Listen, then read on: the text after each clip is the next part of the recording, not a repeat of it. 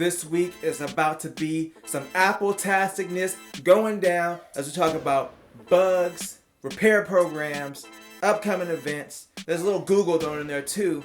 It doesn't matter because you know what we're here to do as we, together, as a people, check it out.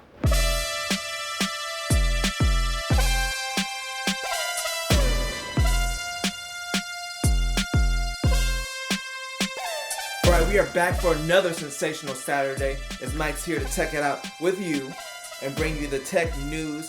Like I said earlier, this is going to be an Apple-tastic week, so we got a little bit of this, a little that, a little other news thrown in. But here we go in our first story with the release of iOS 12.4.1.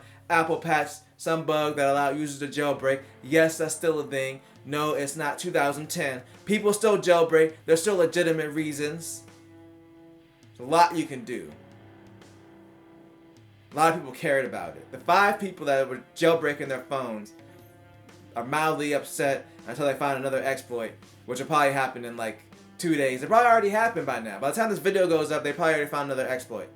So keep working on it, Apple, and eventually you'll be ahead of the hackers. You'll be like one of those movie villains where like, we've already predicted this would happen. So we put another exploit in for you to fall into an exploit trap. And then we're going to exploit you and get the money and blow up the world. Because we're Apple. Apple's blowing up the world. Shortly after this happened, after all they patched this bug, apparently Google reported a bug to Apple that allowed malicious websites to access the root of the iPhone. Because, you know, Apple has a bug bounty program, so Google's like, let's just make this money off of Apple, y'all. So they claim that for years, there's been this exploit, and all you gotta do is just go to the site, bam, they got root access. Stealing all your data, all your informata, hater. Better keep your phone in beta. Actually, that wouldn't help, because they hadn't fixed it yet. But it's good to know that Google has our best interests in mind and is not just trying to put this info out there to be like, hey, we ain't got these problems on Android. Actually, they never said that. But still, I guess good find on Google, and watch out when you're using Safari's built-in browser. I certainly will. I'll help you follow suit, young man, woman, people. And taking our quick break from Apple, since we're already talking about Google, they are now in 3rd place worldwide as far as smart speaker, being passed by a Chinese company, Baidu. I believe that's how it's pronounced. Of course, the Amazon Echo, #1 baby, around the world. Even though it's not, I wouldn't say it's the best, but it's definitely the most compatible, if you know what I mean. Kids like it. There's the Dot Kids. It's cheap. Works with everything. It even works with spoons. Tell the Echo to spoon feed your kid. Oh, do it. Try it. You gotta give it a little bit. Just keep saying it and it'll do it. So it's gonna get tired of you asking. It knows how to do it. Don't let it trick you. It knows how to spoon feed your kid.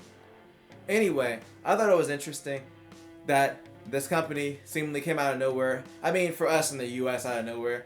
It's probably already big in China, but they're taking the #2 spot worldwide. We'll see what Google has to come with their new rebranded Nest Hubs, Nest Systems. They're gonna bring the fight. They're bringing it to everybody. And in our next story, Apple finally does something for the consumer as they extend their third-party repair program to allow third-party repair shops to get authorized parts from Apple. And they're making it a lot easier. Now, you know there's been some bad press and bad PR, especially with all the battery stuff going on with the third-party replacements. There was also a video that was kind of going around where someone was replacing an iPhone 5, or it was a 5 or 5S battery, and the whole battery just exploded, like right in their face, like blam. So you got all this Apple press going on. I feel like it's putting the pressure on them. They really got to step up and give consumers more repair options, especially for out-of-warranty devices, because let's be honest, if they're getting an out-of-warranty device fixed, they're probably not going to be making them that much money off that customer anyway. So why not let Joe Schmo's top battery shop go ahead and replace that battery? That way, at least if they blow up, they got insurance. And then the next story from Apple, this is kind of a follow-up story with what's been going on with the whole, Apple and Amazon and Google and all of them, Microsoft, listening to recorded conversations through your smart devices. So Apple's come up with a new strategy for it. They haven't rolled it out yet, but basically what they said is people are going to be able to opt in to have their recordings reviewed, and it'll only be reviewed by Apple employees, not third-party contractors. If that makes you feel better, that helps you sleep at night. I hope it helps you sleep at night. You need a good night's sleep.